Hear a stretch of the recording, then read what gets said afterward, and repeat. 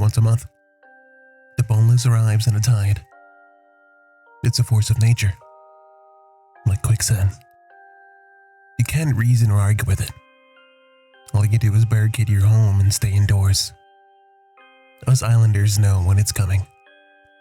We recognize the signs now and again. An outsider comes to visit, brushes off the warnings. They think we're all simpletons, or in some sort of crazy cult.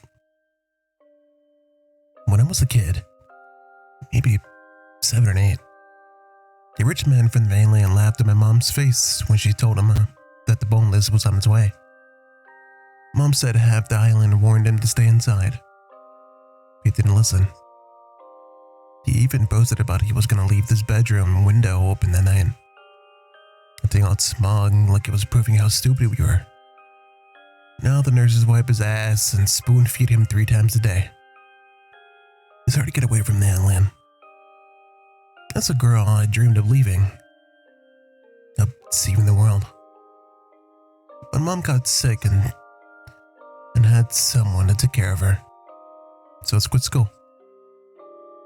Next thing I knew, I was grown and married to an islander. A fisherman. Fast forward a few years. Married life didn't turn out quite how I envisioned. Unfortunately, Mom inherited a very, what would the neighbors think attitude. See, here in the island, fishermen were all thought of that like their royalty. And it means divorcing one is like the cardinal sin. Mom buys into the whole shtick. Of course. It's hardly surprising. She was married to the fisherman for 20 years. Unfortunately, it meant that any time I tried to talk with her about my problems, she took my husband's side.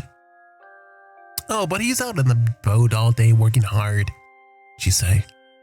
I'm sure she didn't mean it. He's just stressed. I had the same problem with your father. Things will get better soon. Just wait and see. Just wait and see. When I turned up on her doorstep with the busted lip and bruised neck, she brushed it off. Oh, the storms took a turn for the worse. I'm sure there's stuff for him out in the waves. I'm sure his mood will pick up whenever the weather does. Just wait and see. Wait and see. Wait and see. Wait and see. That was her answer to everything. I was sick of waiting and seeing. And I was sick of my husband. And the whole damn island. All I wanted was a fresh start. For years, I dreamed of doing something. Anything. To change my situation. To get out of my rut. Well, tonight. It finally happened. The day started with a passive-aggressive note from my husband. Go down to the market, get some supplies, and tidy the house. It's arriving today. I'll be at the docks until sundown. Figures. The fishermen were always the first to know. I remember when I was a kid. Dad would take me out of his boat, point to the rainbow-colored sparkles sitting in the waves. That's how he knew the Boneless was due to visit. At midday, I went down to the high street. The islanders were on an uproar. All the merchants wanted to close up early and get home safe. But the shoppers were desperately trying to secure some last-minute provisions. I wandered from the store to store, fighting my way through the crowd, picking the essentials. And at the pharmacy, I asked the cashier for some sleeping pills. Told him that they were for my mom. She was having trouble sleeping when the Boneless here. Poor thing. He rang them up. You best rush home and get locked up as soon as possible. It won't be long now. I will. Oh, and to give your husband my regards. This time of the year, there's nothing out of the sea that choppy waters and change your winds. Lord knows when he needs a decent meal and a warm bed in the other day. I brushed my hair back, exposing the black eye my husband gave me for talking back last night. For a fraction of a second, a flicker of concern flashed across the farmer's face. Then he looked away and started restocking shelves. I resisted the urge to laugh. as if anyone would ever dare to speak a word against a fisherman. We said our goodbyes and then I started home.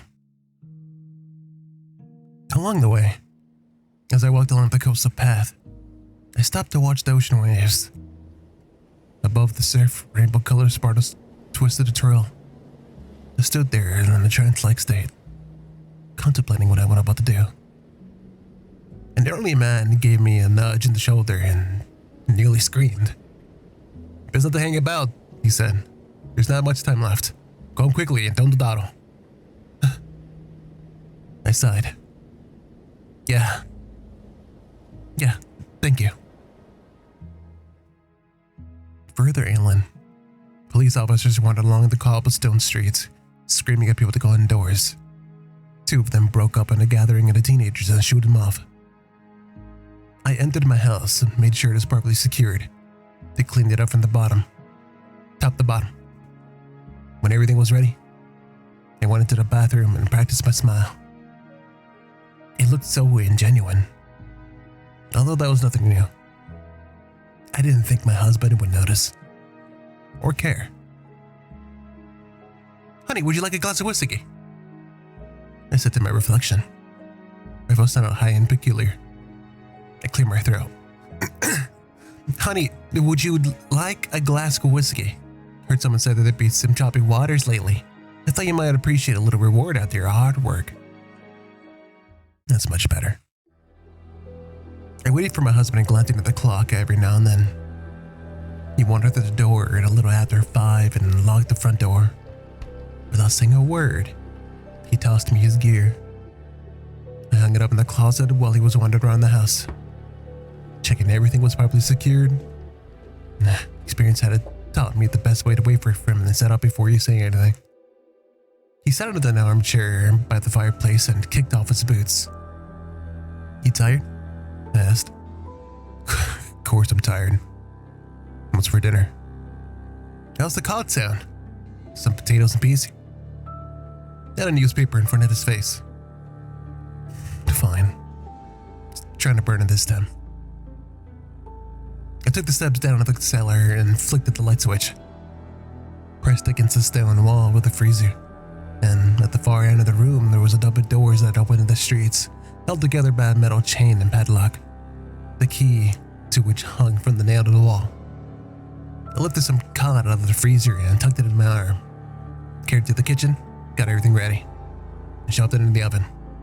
Then I poured my husband a glass of whiskey, ground up 3 sleeping pills, and mixed them in this drink. I brought it to him. He turned the paper downward and raised an eyebrow. "There's someone down at the market talking about choppy waters. Thought you might appreciate a little reward out of your hard work." He lifted a glass, downed it in one, then snapped his fingers for another. For a while, I darted back and forth between the kitchen and dining room, dotting on him. When he finished his second glass, poured him a third, then a fourth, and then a fifth. Once dinner was ready, I set 2 plates lit and a few candles. We didn't talk. We ate. Occasionally, his head nodded back and forth, held my breath each time. Unfortunately, he kept stepping out of it. He'd shake it off, then return to his food.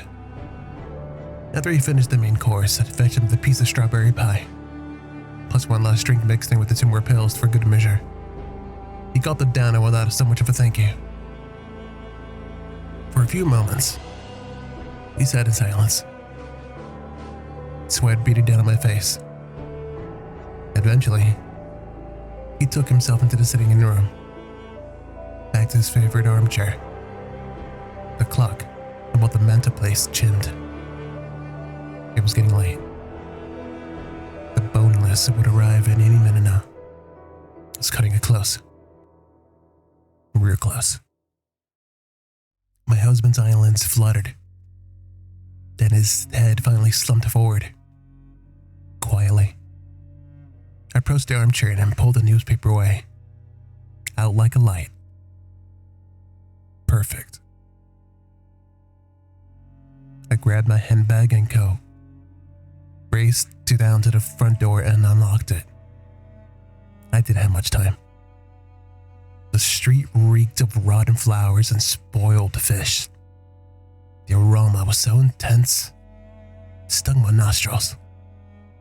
I took a deep breath and held it and then walked forward. There came a sickening splat from the end of the street. For a fraction of a second, I looked over and saw it. The boneless. Now it was too late. The glare blinded me as I held up my hand to shield my eyes from the light. I had the most wonderful feeling of serenity, a knowledge that everything would be alright, and I wouldn't have to worry about my husband or the island ever again. Soon, it would all be over. My hand trembled. "No," screamed the voice in the back of my head. "It's a trick." I'd taken several steps forward without realizing it, but with a deep breath, I turned away. A chill ran down my spine as I became aware of the horrible writhing sound, like bugs crawling over one another. I raced back to the front of the door and tried to slam them shut, but couldn't. Something blocked the frame. A slimy, luminous white blob spilled through the gap. I didn't dare to look at it again. Not again. The door creaked open, the blob expanded, filling the space between the door and the frame. With my eyes facing forward the entire time, I raced down the hall. From the sitting room, there came a loud thud. I opened the door. My husband was on the floor. A puddle of drool leaking from the corner of his mouth onto the rug. Their room lit up as a writhing sound followed me. I bit my bottom lip, clutched my fists. I saw the glow of the boneless reflected in the picture's frame mounted above the fireplace. The stench was so strong it made my dry heave. There was no escape. Soon it would be all over.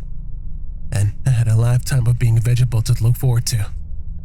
Maybe they put my husband and then me in the same hospital bed, thinking that's what we want.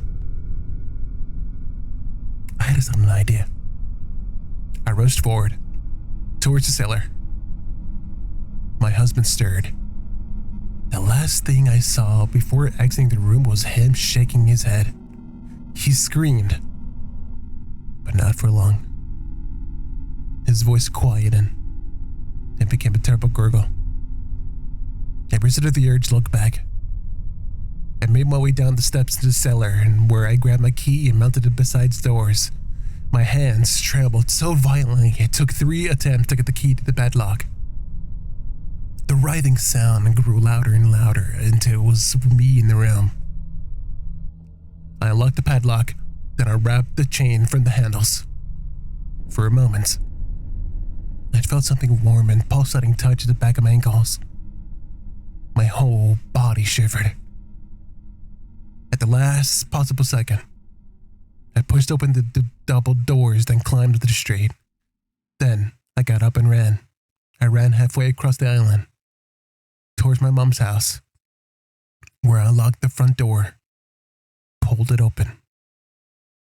I locked it behind me, pressed my back against the wall, and burst into tears. It was over. I was safe. A light came on the top of the stairs. I wiped away my tears and climbed to my feet. My mom appeared, still wearing her nightgown, and asked what happened. I said I was worried about her and came to check if she was okay, and we embraced. She asked about my husband. Told her he was safe and sound back home. That I cooked him his favorite meal. Then I came over to check on her. She insisted that she made up at the guest room and tried to lead the way. Kept telling her that I would do it myself until finally she relented. I helped her back into the bed, and I gave her a kiss on the forehead. "I love you, Mom." She rubbed my cheek. I love you too. In the kitchen, I helped myself to a bottle of wine and broke it down in tears. Again, I kept thinking about what I've seen and heard. The awful sounds of my husband played in my mind again and again and again. Kept thinking about what I could have done differently, about whether there was another way, a simpler one, but that didn't involve anyone getting hurt. I felt a growing knot of guilt at the pit of my stomach. But it's too late to change anything now. Now, all I can do is wait. There's no way I can sleep, not even when I wanted to. At sunrise, the Boneless would depart. Then I'll make my way down to the docks and sail my husband's boat to the mainland. I'm finally ready to leave this damn place and never look back. By the time anyone realizes what happened, I'll be long gone. Starting a new life. I can hardly wait.